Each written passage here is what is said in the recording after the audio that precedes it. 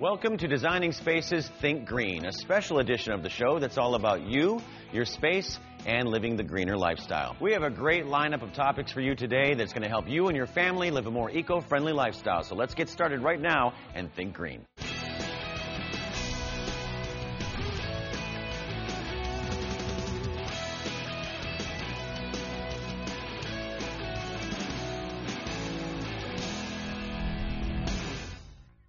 With the rising cost of energy, homeowners are becoming increasingly aware of how important it is to have an energy-efficient home.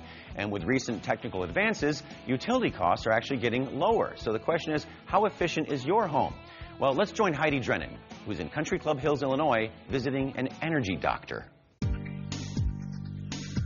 With the rising demand for energy, our nation's power grids are working to the limits during peak hours. What can we do about it? Become energy efficient aware. Not only will you contribute to lowering demand, you'll lower costs. And now, you're thinking green.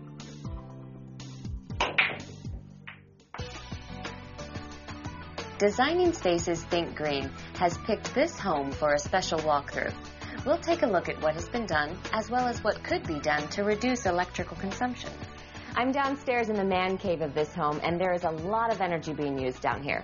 The more areas of your home that you make energy efficient, the bigger the savings. And I am going to try to add to my savings, or not. Oh well. With the popularity of plug-in electric cars, many utilities like ComEd offer online calculators and other resources that can help you choose the right vehicle. They can even tell you how much money you'll save. Before we begin our walkthrough, a few questions popped into my head to help set the stage for what we're about to see. We're in a Midwest home, and though there's no such thing as the typical American home, energy usage here is strikingly different from the usage of a typical home in the Southwest. Which systems or appliances in our home consume the most energy? Yeah, basically you're looking at your heating and cooling, your lighting, kitchen appliances, electronics, and your refrigerator. So here they have the HD TV. Now, different TVs, you have the LCD, the plasma. Is it true that they consume different amounts of energy? They do. The plasma TVs, we all know, have a really great picture. Right. Those are the ones that use the most energy. Next is your LCD TVs. Those are a little bit more efficient. And the new TVs that are on the market now that are the LED TVs, those are the most efficient. Leaving game consoles on when not in use uses about the same amount of energy as a 100-watt light bulb. Put them on a power strip and turn off the power strip when not in use. Have you ever seen this sticker on your electric appliances? And do you wonder what exactly it means? Energy Star is a program through the U.S. Environmental Protection Agency and the U.S. Department of Energy. And it's a great way for consumers to find the most efficient appliances. So for an electronic or appliance to carry that logo, they have to meet very strict energy use guidelines. So if you're shopping for new appliances, that's a good clue for the most efficient ones out there. What are the signs that our home may not be operating with good energy efficiency? Probably one of the first things you're going to notice is your electricity and your gas bills are probably higher than you would like. You're probably going to notice some areas that are too hot or too cold in your home. In the wintertime, you might notice that there's ice hanging down, you're having ice dam problems. Those are some of the clues that can tell you that you need to look at a little bit more into being energy efficient. This room alone has a number of electrical devices. Can using a power strip like this one help us save energy? Some of your electronics, when they're turned off, they're still using power. So by plugging your DVD player and your game console into a power strip, and when you're finished playing, turning off the power strip, that can save some energy. They also have a laptop here. What about that? Another easy thing you can do is enable the power management system on your computer. The Energy Star website has detailed instructions that'll help you, if you have a Mac or if you have a PC, find out exactly how to do that. Next stop is the kitchen. Appliances that use electricity are the refrigerator, the stovetop, the dishwasher, and small appliances. Time to make our way down into the basement, where the washer and dryer suck up a lot of energy. Almost 90% of the energy consumed by a washing machine goes to heating water. One of the things that we were always taught is that you had to use warm water or hot water in order to get your clothes clean. Well, now there are new laundry detergent formulations that work with cold water wash, and then save the hot or warm water for when you have really dirty or oily stains on your clothes. So what about the dryer? What can we do to save energy there? First off, you want to make sure that you clean the lint filter every time. That'll make sure that the air can flow through the dryer, or you can hang up those clothes and line dry them. Sure. Don't even use it. Exactly. I see they have the white foam up here. That's insulation, right? That's right. And insulation is so important because it helps keep the heat inside of your home in the winter and keeps you more comfortable. Same thing in the summer. It's going to keep that hot air from getting inside of your home so that cool air conditioning stays inside. Right. And so why insulation is important is it's blocking air, but it's also adding heat resistance value. It's a great way to save about 20% on your heating and cooling costs is by having your home air sealed and insulated. Sealing and insulating the envelope or shell of your home, its outer walls, ceiling, windows, doors, and floors, is often the most cost-effective way to improve energy efficiency and comfort. So how valuable is a programmable thermostat in saving energy dollars? Programmable thermostats are great. They can save you about 10% on your heating and cooling costs over the course of the year. So what's great about them is they can automatically turn down your heat at night and during the day when you're gone at work, but then bring that temperature right back up before you arrive home. The important thing about them is you do need to use the program. They don't save energy if you have them overridden and you're not using the program. Oh, okay. There are other ways to save additional money once the house has been made efficient. Incentives. So if I'm a homeowner and I wanted a ComEd Energy Doctor to come over and evaluate my home, can I do that? Well, we have a program that's kind of like that, our Home Energy Savings Program. A professional will come out and evaluate your home. They'll look at the insulation level. They'll put together a detailed report for ways that you can save energy. There's many utilities like ComEd that offer incentives and rebate programs to help their customers save energy.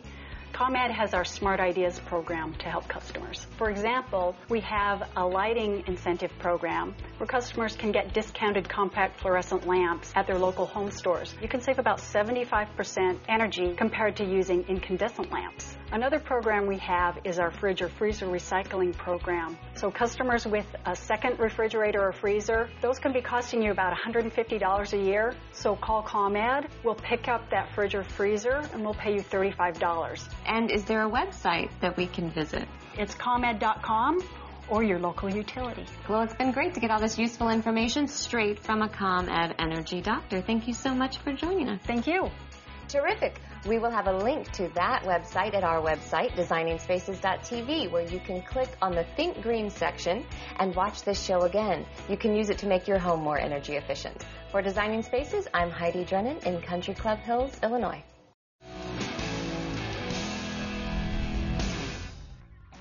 You know, one of the reasons we prune plants is to help them breathe, thus ventilation. Now, ventilation is a topic in the home that's often overlooked unless you happen to notice that your room is stuffy. There's one space in the home that is really lacking ventilation, and you may be surprised, so take a look. When we think of bathroom exhaust fans, there's the obvious reason for them being there. But the fact remains that the bathroom is one of the poorest ventilated rooms of the house, and is one that could benefit the most from proper ventilation. To find out more, Think Green hooked up with Continental Fan, and joining us today is Pat Putnam. Pat, welcome to Think Green. Great to be here, Debbie. Well, today we're going to talk about something that we all use, our bathroom exhaust fan, but we may not have given it a second thought. So let's talk about the exhaust fan. Sure.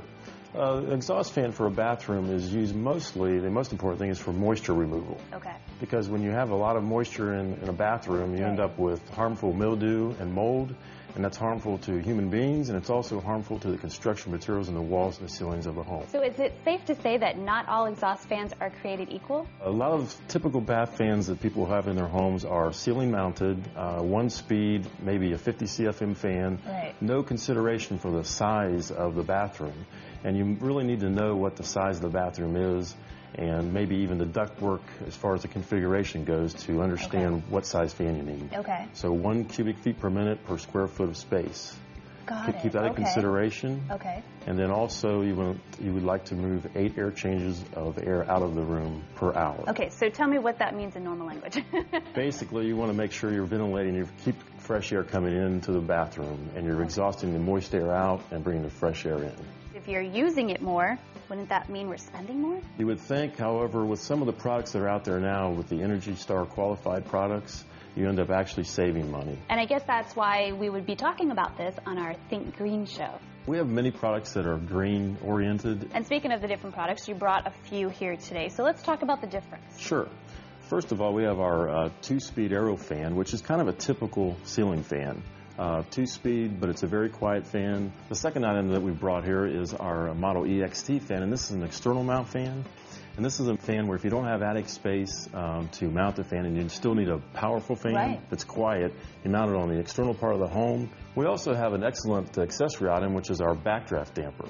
And this is an item that you use to put in the system so that when the fan is off, you do not allow outside air to come back into the home. And this damper is just an excellent product, fits right into the ductwork. So that translates into saving us money. Absolutely. Okay, wonderful. Now, which one are we installing here today in this home? Today we're going to install the Continental Fan Model AXC100 AES. It's an Energy Star qualified fan.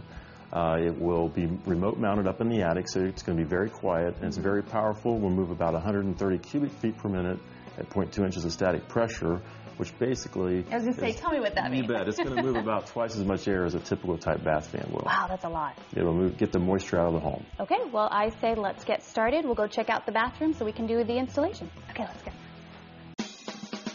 So this is a good-sized bathroom. It sure is, and this size bathroom is perfect for the AXC fan we're going to install today. You know, that's the one problem I have with exhaust fans. I know they're doing their job, but they're so loud. One of the great things and features of this fan is it's going to be remote mounted up in the attic away from this room. Well, I know Alan. Oh, there he is. Alan, come on in. And Alan, this is Pat. Hi, Pat. How are you? Welcome to my home. I'm really glad to have you here because that fan is making so much noise. It's really the #1 complaint I get from everybody who lives here. And I don't even think it works. And I would like to be a little more energy efficient. I'm trying to make the whole house a little more energy efficient, you know. This exhaust fan is Energy Star qualified. It's going to be remote mounted, very quiet. If you can mount a ceiling fan and install one, you can install this type of fan. It'll do an excellent job for you. Oh, great. Great. That's be great. Well, why don't we do it? Let's get started. This is an easy installation. Disconnect the wiring from the existing fan. Remove the existing fan. Install the new AXC fan according to the enclosed installation guide, and there are several ways to mount the unit. Connect the electrical wiring to the new AXC fan, turn the power on at the panel, and turn the fan on. Reinstall the original grill, and you're done. Well, good job, guys. That was easy, right? Yeah, really. I'm amazed. It was simple, almost simple. Yeah, absolutely. And you know the best part? It's on. Can you hear it? No, I can hear you. Yeah, it's great. It's great. Hey, Pat, let me ask you a question. If you had a good-sized bathroom, can you do one exhaust fan over the toilet and maybe another one over the shower? You sure can. We have kits to do exactly that. Okay. Mount one fan up in the attic space, run ductwork to 2 areas. It could be either in the same bathroom or even in 2 separate bathrooms. Okay. So where can our viewers go to learn more? At continentalfan.com. Easy enough. Well, Alan, thank you so much for including us. Thank you for everything. And we appreciate Continental. And Pat, thank you so much for being here. Thank you. Well, we're going to have a link to their website on ours at designingspaces.tv, where if you miss any part of this segment again, you can view it or the whole show. Just in case, we don't want you to miss anything. A lot of important information here. For Think Green, I'm Debbie Marie. You know, some of the plants here at the Chicago Botanic Garden are so delicate that they can only be watered with rainwater because the pH level in the groundwater is just too high. So that's a way that we're helping protect the environment. Another way to help roll back any damage to the environment is to go sustainable. Now, take, for example, sustainable car parts. Yes, car parts. And here with more on that is Bridget Daly in Riverside, California. You know the routine. When you bring your car in for an oil change, you also change the air filter. You know, in 2010, there were approximately 12 million cars sold here in the U.S., but over 100 million air filters ended up in our nation's landfills. Crazy, but it doesn't have to be like that. What if there was an air filter that lasted the entire lifespan of your vehicle? Well, today with us on Think Green, we have Steve Rogers from K&N Air Filters here to show us that there is an air filter that does last and offers so much more. Thanks so much for joining us here on Think Green and finally shedding some light on air filters. Well, thanks for giving us an opportunity to come and talk with you about them. Now, I don't know too much about air filters, I'll admit, but I think this is one right here, right? Yeah, this is an air filter that most people would recognize. It's probably the most common type of air filter. It's made of a paper material, and it's literally designed to be thrown away when it gets to the end of its service life, which could be anywhere from every 12,000 miles to every 25,000 miles. We've even seen many instances where consumers will throw away a disposable air filter and buy a new one each time they have their oil changed in their car. Now, this is the type of air filter that will get clogged with dirt and then people will throw it away, and this is what ends up in our landfills, right? That's exactly right. You mentioned earlier that there were 12 million vehicles sold in the United States in 2010.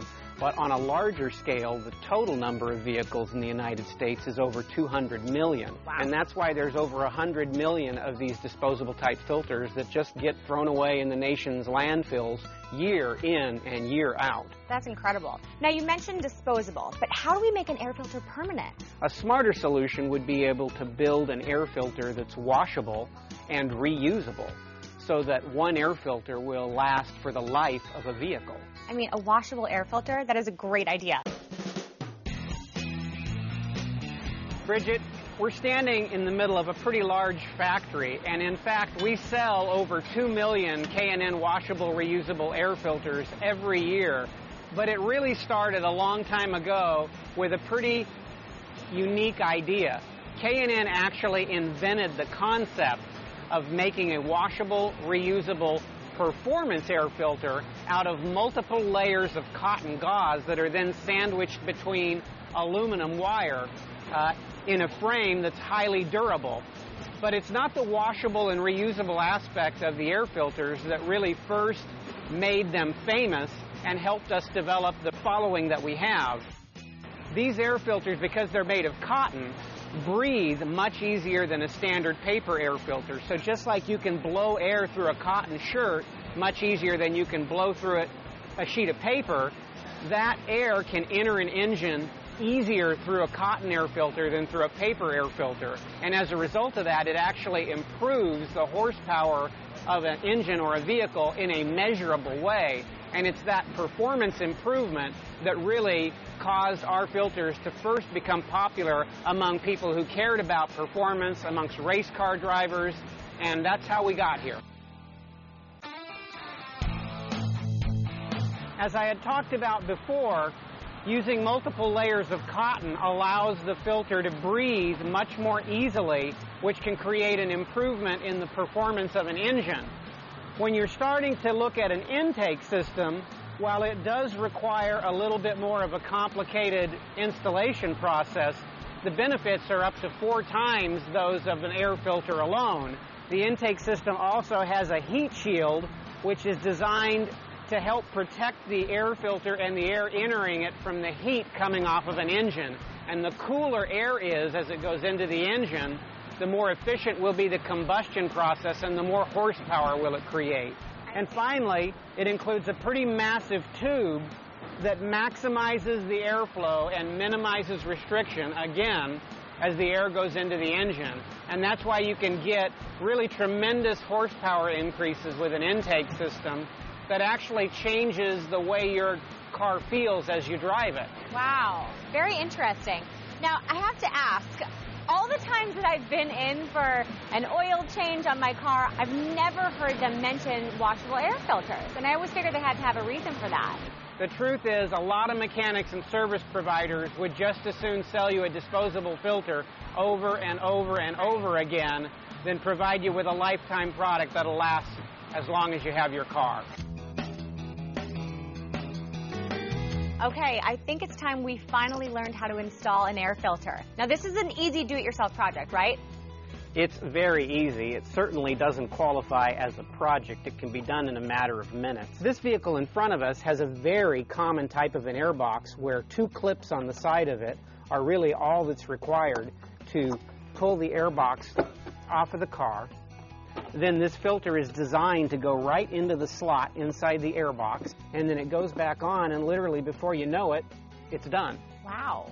So how do you know which air filter will fit in your car? You can get on the internet, and there are some great websites where it's very easy to look up the part number and actually order it so that it arrives on your doorstep within a few days. But what about the air intake system? That's different, right? It's a bit more complicated than just an air filter. It would definitely qualify as a project.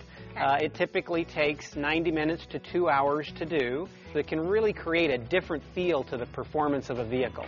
And I'll be happy to take you through the individual steps required to install one. First thing we do, Bridget, is disconnect the negative battery terminal. Then we're going to disconnect the stock hoses and remove the stock bolts using standard hand tools. Next, we remove the entire stock air intake assembly that was put on the vehicle at the factory when new. Next, we install a K&N heat shield, and it is there to shield the air filter from the heat of the engine, creating cooler air flowing through the intake into the engine, which promotes more horsepower. Then we'll install the K&N tube and bolt it to the top of the engine on a piece that we call the throttle body. Finally, we install the K&N washable, reusable performance air filter onto the end of the intake tube. Well, this has been amazing and a really fun project for those who like to tinker around with cars. Yeah, these are some great examples of the way consumers can do little projects that can add performance to their vehicle or even help reduce the waste that goes into the nation's landfills from disposable air filters. Now tell me where our viewers can find more information about finding washable air filters. They're available at knfilters.com, where consumers can come to learn more about the products, even look up the estimated horsepower gains that are available from the installed intake systems we offer, or purchase directly from us. We'll have a link to K&N's website on our own, designingspaces.tv, and there you can click on the Think Green section and to also watch this part of the show again. From K&N headquarters in Riverside, California, I'm Bridget Daly for Designing Spaces, Think Green. Clean water, a healthy ecosystem, lower utility costs, and an efficient household. We all want these things, and we can have them because the technologies are here now for a healthier environment and lifestyle. We're headed in the right direction, so let's keep going that way and think green. For Designing Spaces, Think Green, I'm Ted Brunson.